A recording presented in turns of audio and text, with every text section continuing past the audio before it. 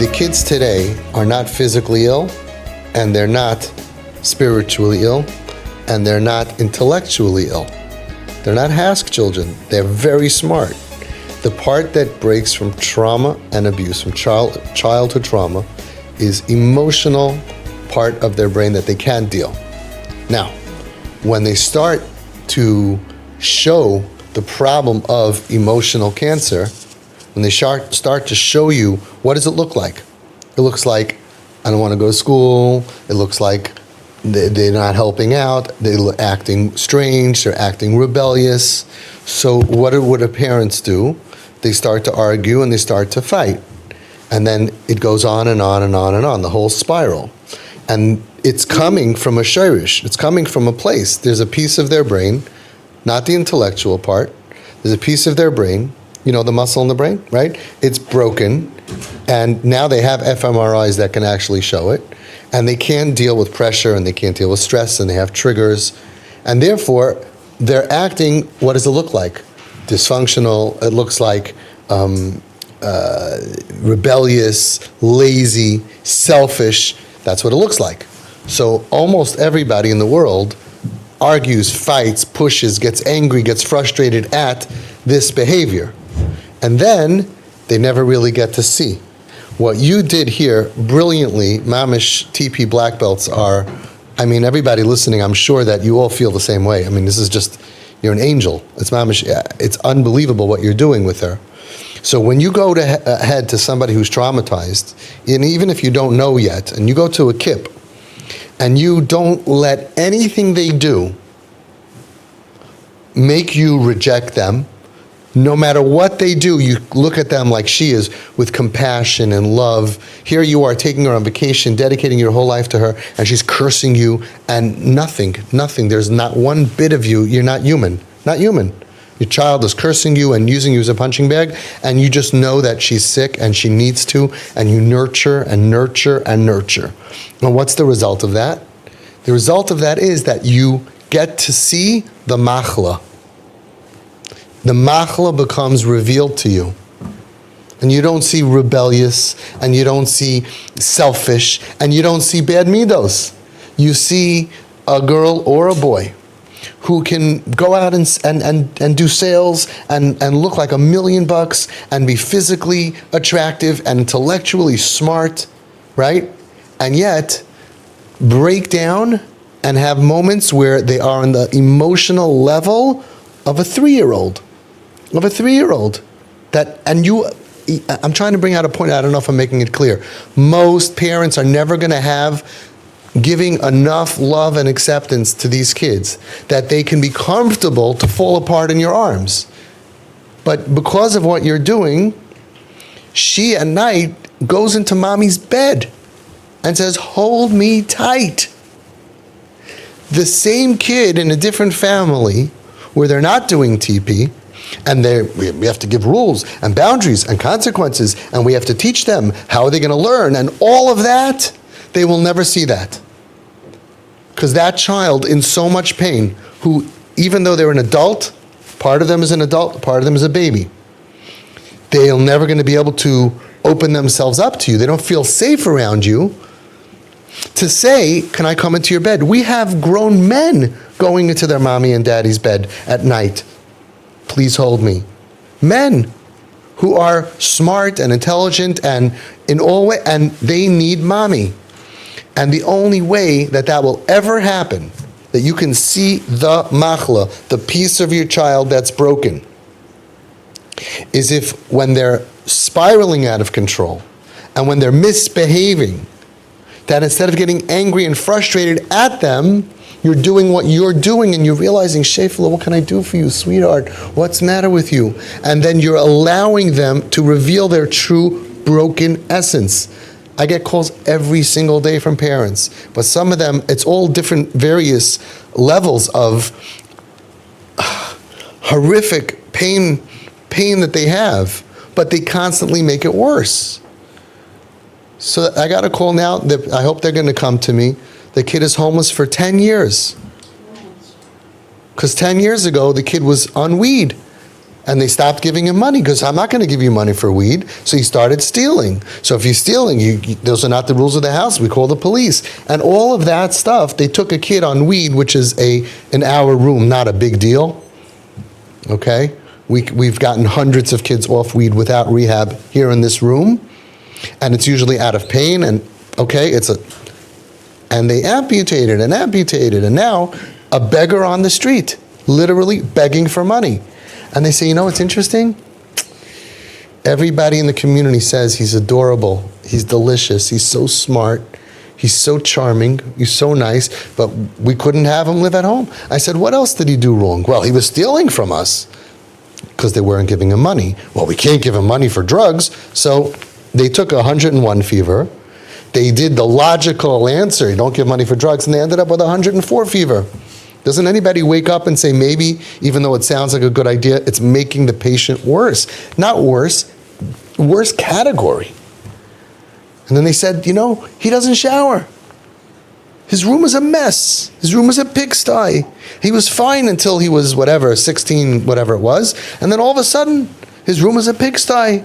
We can't live like that.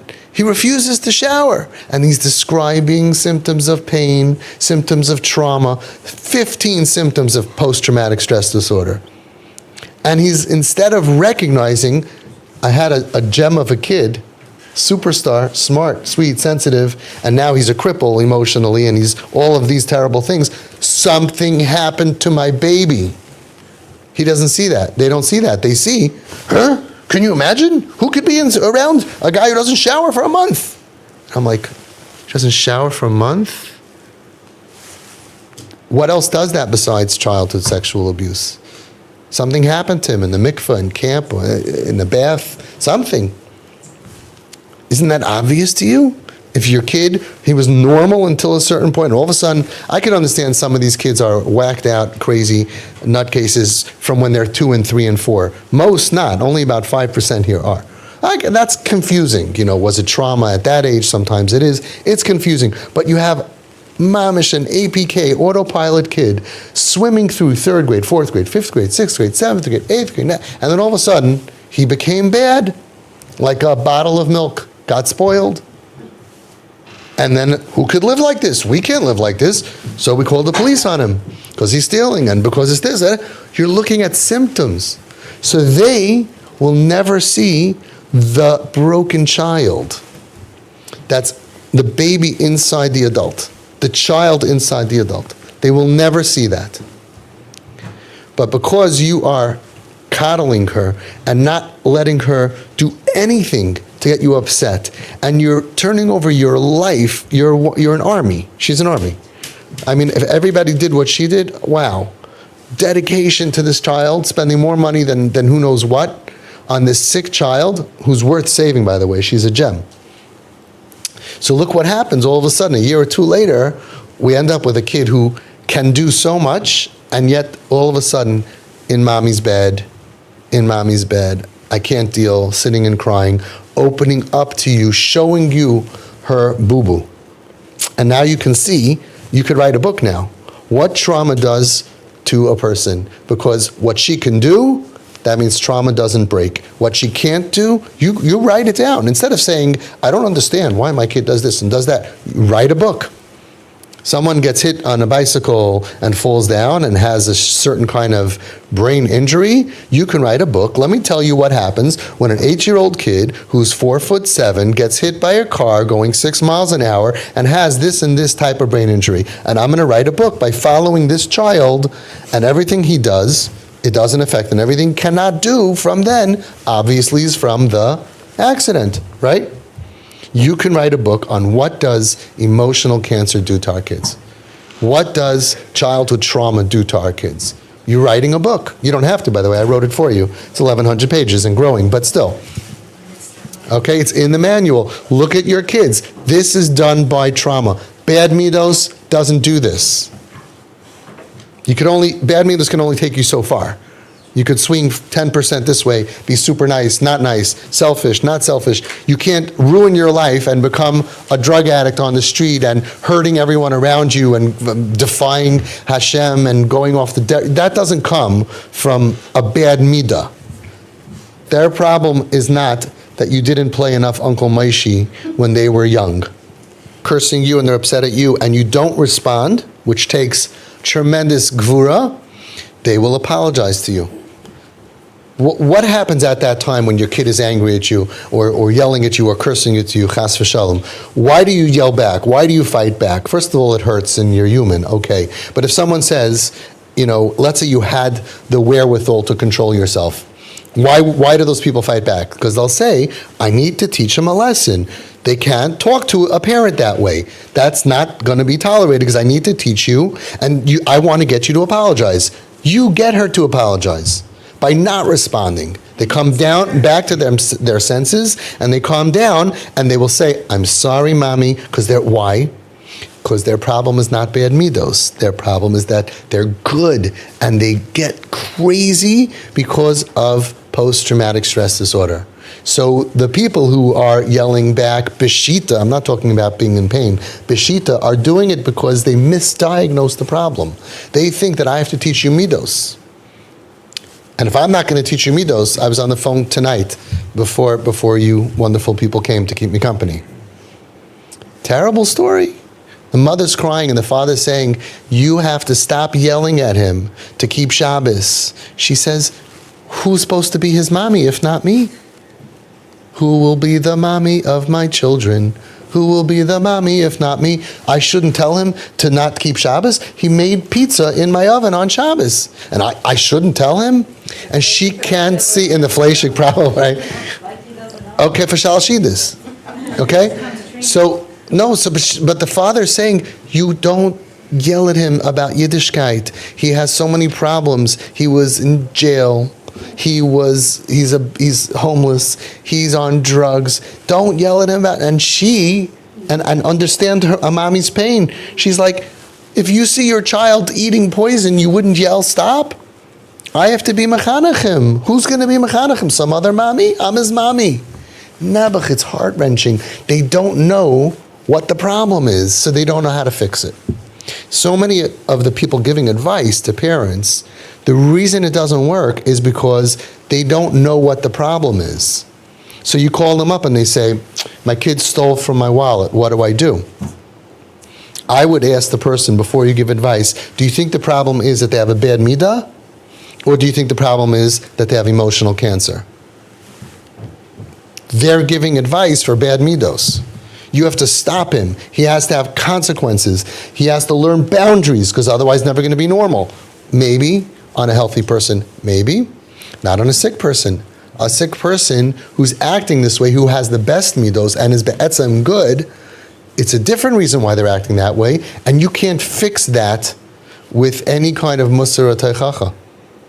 So what you're doing is just, it's magnificent. I'm just watching this happen, and that's why when she can do something, she does it.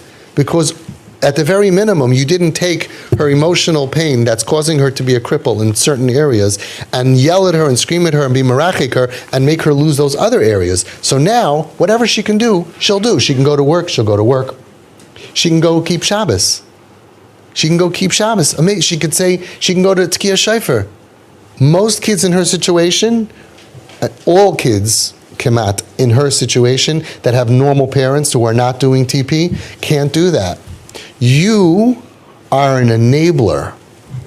You enabled her to go to shul on Rosh Hashanah. You enabled her, you did. You're an enabler. Everybody says that, you're not allowed to enable. You are enabling her to be able to feel comfortable to go to shul, to be able to go keep Shabbos. You enabled her to keep Shabbos. And I'm looking at this girl, and those of you who know the story for so many years, she's in so much pain, and I can't understand why Hashem makes Jewish people have so much pain. We can't understand that. But what I do see is her strength, her gvura, her commitment to Yiddishkeit. What she did in that Shabbos that she kept, and in so much pain and difficulty, not smoking her weed and putting away her phone. I don't think any normal person will ever do anything for Hashem as difficult and as precious and as beautiful. It's like for some reason, Hashem is like saying, like, you want to see how strong my kids are? I'm going to bop them on the head, crush them, and then they're going to be all broken. And look, they're still going to keep Shabbos. They're still going to, she made Kiddush, unbelievable, unbelievable.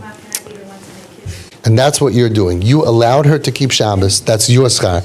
You allowed her to keep Shabbos. You allowed her to go to shul. You're allowing her to do as much as she can. And all of that part of Yiddishkeit that she cannot do, it's because she's sick. It's because of her pain. Isn't that obvious? You go to the hospital, and the first day to Kiyah Shofar, you go in, Mr. Goldberg, you want to hear Shofar? And he can't. And the second day, he says, yeah. So what happened? He was chayzer b'tshuva overnight?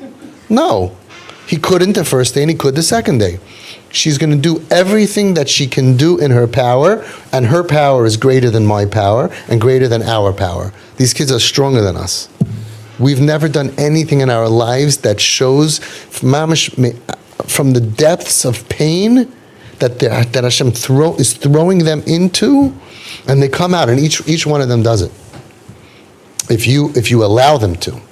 If you yell at them and you scream at them and you marachik them, they're so busy being homeless and feeling so much more pain because mommy and daddy don't like me and don't understand me and don't believe in me. And it's like, all we needed is just an x-ray. When we see an x-ray and a broken bone, we got it.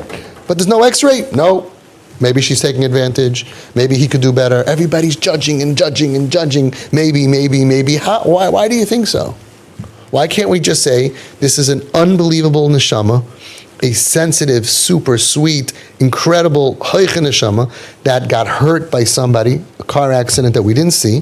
How do you know? Because look at them. They can't even do their own, they can't even function. They give up their own averis. They can't function. They're not enjoying life. If they were having a great time at life, we can discuss that. They're having a really horrible life. And that's why they're doing those things. And then on top of that, mommy and daddy and the neighbors and the community look down at them. And we have to write a lot of articles about them. The big problem. They're mamish innocent. They're mamish innocent. We have to look at them and say they're innocent. Have they done as kol ha'adam lekaf schus? And I see it, I mamish see it, because anybody who's following her would say, oh, not tznius, terrible, this avera and that avera, and chil Shabbos, and chil Yom Kippur, and chil this, and chil, right? Look, all the violations from the police officer. And then all of a sudden now, going into the car on Shabbos, but on the other hand, you know what a tzaddik she is, because she does one thing like that when she can. And that's stronger than I think since the Holocaust. Who has done this? In the Holocaust, we heard stories how they were moiser nefesh, not to eat on Yom Kippur, and not to keep, to try to keep Shabbos, and to mesiras nefesh. She did an act of mesiras nefesh that no frum person does. So, still, Hashem, please don't give us pain just to prove a point. Don't give us pain. It's too hard for us to see their pain. But they're giving Hashem a korban, a sacrifice that regular kids are not doing. They're proving the dedication of a Taira Yiddish neshama, a sweet neshama, a holy neshama. They're proving that when we say, every Jew, right, everyone says it, every Yid is a chelik elokah mimal mamish. A few Chabadskers in the room. Every Yid is a chelik mamish. Do you believe it? Yeah. Do you believe it? Yeah. Do you believe it? Yeah. Until you see somebody off the derech, oh, not him.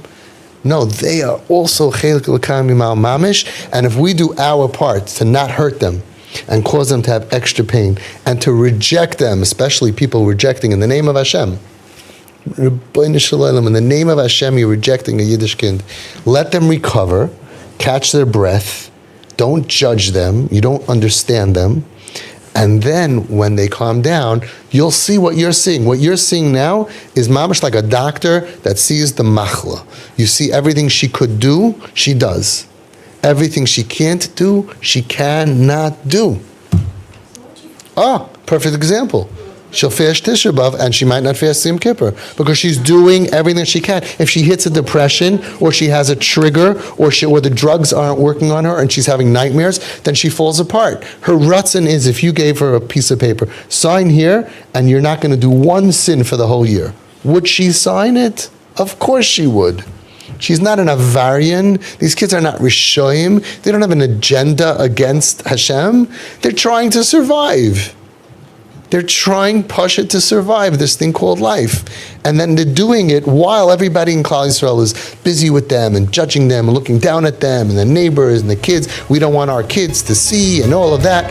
And they're mamish like the best and the brightest. I don't know when everybody's going to wake up to realize what's happening here. You see it clearly. You should write a book.